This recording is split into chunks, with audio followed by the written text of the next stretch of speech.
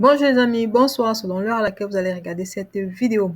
Les amis, Sandy de Boston dans cette interview parle, n'est-ce pas, de l'implication ou non du MRC dans leurs différentes actions menées dans la diaspora.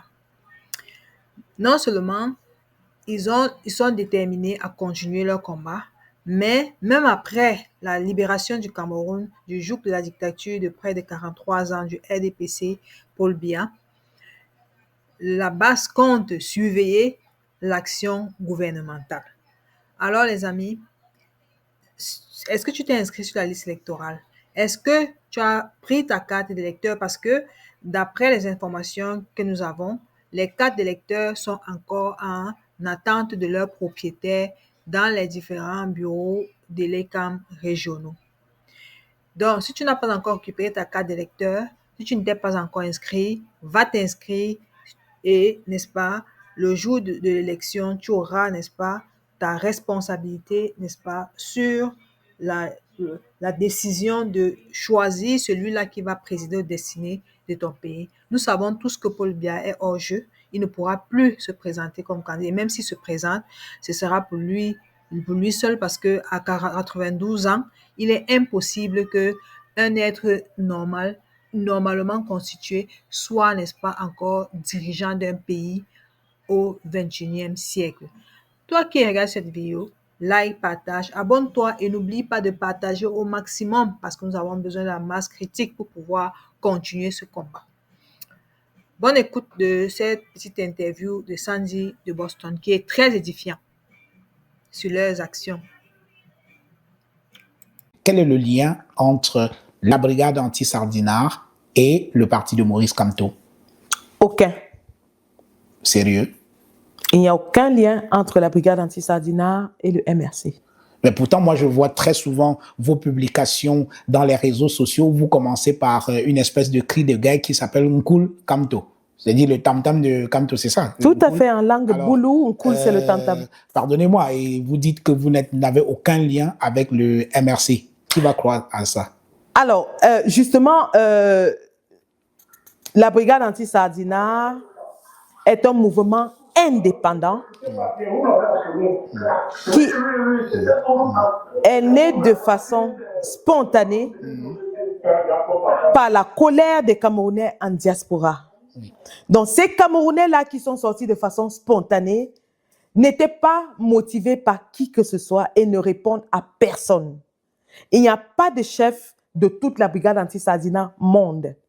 Par contre, malgré que nous nous soyons organisés en groupe par pays, nous ne répondons pas à un chef qui nous donne des ordres.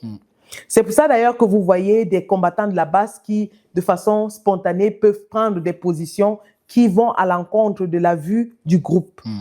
La brigade anti-Sardinard, aujourd'hui, est comme un régulateur de la société politico-sociale dans notre pays. Et croyez-moi, nous apportons de façon ouverte notre soutien au MRC et à son président parce que nous les avons identifiés comme les seuls qui portent les aspirations du peuple camerounais, qui aujourd'hui sont identifiés en tant que ceux-là qui combattent véritablement le régime de M. Paul Biya. Et nous n'avons pas honte de dire, puisque nous les avons identifiés de façon politique comme étant ceux-là qui peuvent être un contrepoids à M. Biya, nous leur apportons notre soutien. Cependant, nous observons la scène politique camerounaise et si, bien sûr, il y a un autre leader politique ou une autre organisation politique qui abonde dans le même sens, qui porte les souffrances du peuple meurtri, qu'ils soient assurés de ce que la brigade anti-Sardinard leur apportera tout son soutien. Par contre, et ça, il faut que ce soit clair pour tout le monde, la brigade anti-Sardinard ne dépend de personne. Tout politicien, qu'il ait notre soutien ou pas, qui va bafouer les promesses qu'il fait envers le peuple, qui va aller à l'encontre de la volonté du peuple, sera traité de la même façon que le RDPC en ce moment. Donc, lorsque le président Kamto va arriver au pouvoir avec son parti, si jamais ils y arrivent, comme nous le souhaitons, ils ont l'obligation de respecter leurs engagements envers le peuple camerounais. Au cas contraire, la brigade anti-Sadina les boycottera de la même façon. Donc, vous jurez que vous n'avez rien à voir avec le MRC? Cela a déjà été démontré à plusieurs reprises. Dans le cas, par exemple, de la casse des ambassades, Oui. où le professeur Maurice Kamto s'est même porté partie civile dans le procès. Il a été démontré qu'il, un, n'avait jamais commandité ces casses d'ambassade et deux, n'était même pas impliqué.